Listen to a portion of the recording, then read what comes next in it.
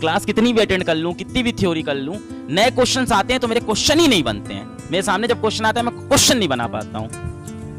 Sir मेरे ख्याल से ना ये इस फेज से हम सभी लोग गुजरे हैं, क्योंकि कहीं ना कहीं हम सबने पढ़ाई की है और क्वेश्चन बच्चों को ऐसा लगता है कि अच्छे से क्लास अटेंड कर ली, टीचर की सारी बात समझ में आ गई, अब लगता है कि जो भी सवाल पे हाथ डालूंगा सारे सॉल्व हो जाएंगे। तो ऐसा नहीं है, ठीक है। किसी से भी पढ़ लो, ऑल दो ड्रीम टीम सामने बैठी है, आपने और भी टीचर से पढ़े होंगे, किसी से भी पढ़ लो।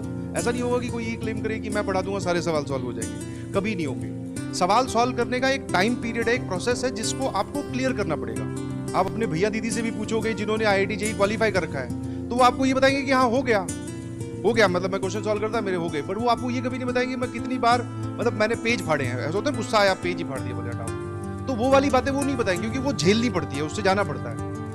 आपको ना सॉल्व होने वाले प्रोसेस को पास करना पड़ेगा। जैसे एक सिंपल सा, हम सब लोगों ने बचपन में साइकिल चलानी सीखी है। You can not point out the time जिससे पहले आपको साइकिल चलानी आती थी और उस पॉइंट के बाद में आपको साइकिल चलानी नहीं आती। ट्रांजिशन आप नहीं फेस कर सकते। तो आपको क्या है, सवालों से लगे रहना पड़ेगा।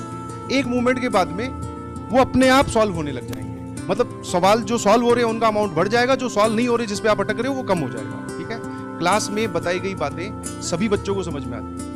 मतलब बहुत ही एक अनरियलिस्टिक डाटा है। बच्चों को लगता है कि जिनसे सवाल नहीं सॉल्व होते शायद उनको क्लास नहीं समझ में। नहीं जी, क्लास में जो हम बताते हैं वो सबको समझ में आता है, जैसे जैसे बताते हैं सब समझ में आता है। बट कहानी क्लास के बाद में स्टार्ट होती है कि आप क्लास के बाद में क्या कर रहे हो। आपने फिर से देखा, आप सवाल पे अटके, उसके बाद में आपका एटीट्यूड क्या है। सवाल पे अटके, सवाल बंद कर दिया, बोले ठीक है सर DPP का सॉल्यूशन या फिर अगली क्लास में सर डिस्कस तो करेंगे ही, बोले तब देख लूंगा। एक दूसरा बच्चा है जिसका एटीट्यूड है, नहीं भाई इस टॉपिक का सवाल है, चलो एक बार जाके थ्योरी देखता हूँ कि कहाँ से पूछा गया है, कौन सी ऐसी बात है जो मैं गलत लगा रहा हूँ, या फिर हो सकता है कि सर ने कुछ और बताया मैं कुछ और ही लगा रहा हूँ। तो जितने भी क्वेश्चन आपसे नहीं सॉल्व हो रहे, मैं तो बोलूंगा अगर आपके पास क्वेश्चंस ना सॉल्व होने वाला अमाउंट ज्यादा है, that means you should be very happy, क्योंकि आपके पास सीखने के लिए बहुत सारी है।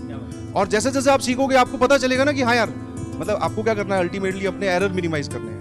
आपको पता चलेगा ये वाला क्वेश्चन मुझसे नहीं सॉल्व हुआ, मैंने सारा कुछ इसको अटेम्प्ट करके देख लिया, 2-3 बार अटेम्प्ट किया। अगले दिन जब क्लास में आए, सर ने एक बात बताई कि यार ऐसे सॉल्व होगा, ये याद रखो उस चीज को, फिर आगे बढ़ो। ठीक है, और प्लीज दिमाग में ये बिल्कुल मत लेके आना कि सारे सवाल सॉल्व होंगे, नहीं होंगे। जेईई के क्वेश्चन होते ही टफ है, और जितने नहीं होंगे मतलब उतना ज्यादा आपका सीखने का स्कोप है। ठीक है, और एक टाइम के बाद में होने लगेंगे, और वो टाइम आपको पास करना पड़ेगा। वो टाइम जो है वो पास कर